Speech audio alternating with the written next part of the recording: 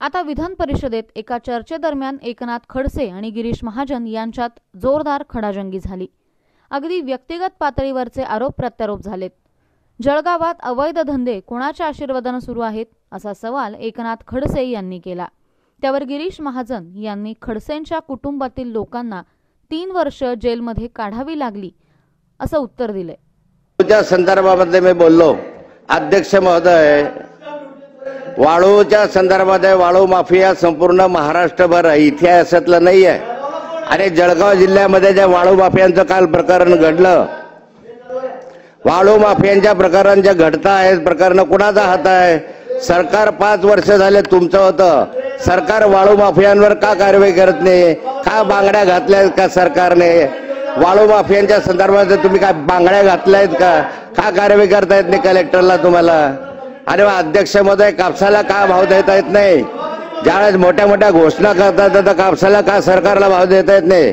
आज कापसासाठी शेतकरी मरायला लागलेला आहे आणि याने केलं परवा दिवशी तुम्ही आरोप केला। आपण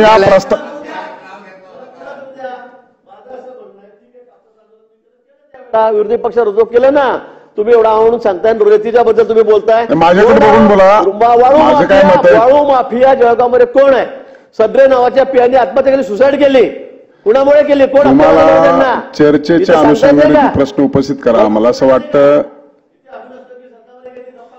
करायच्या किती खोटं बोलायचं?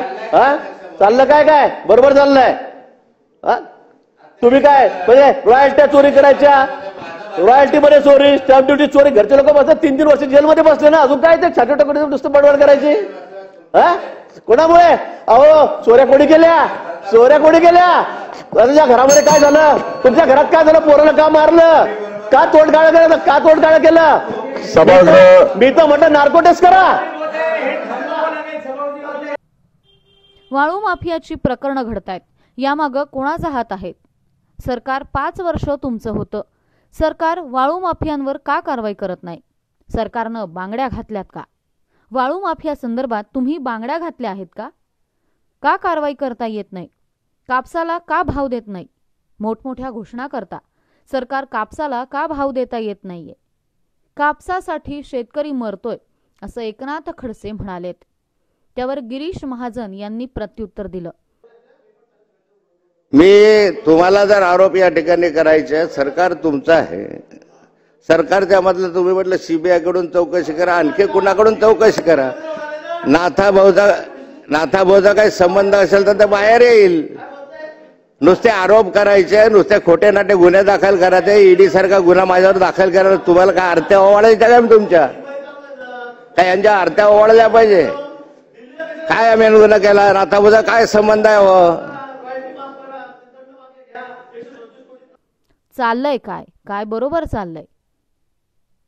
तुम्ही रॉयल्टी चोरता, स्टॅम्प ड्युटी मध्ये चोरी करता, घरची लोक 3-3 वर्ष बसलेत जेलमध्ये, अजून काय इथं छाती ठोकपणे बडबड करायची? अहो, चोऱ्या कोणी केल्या? तुमच्या घरात काय झालं?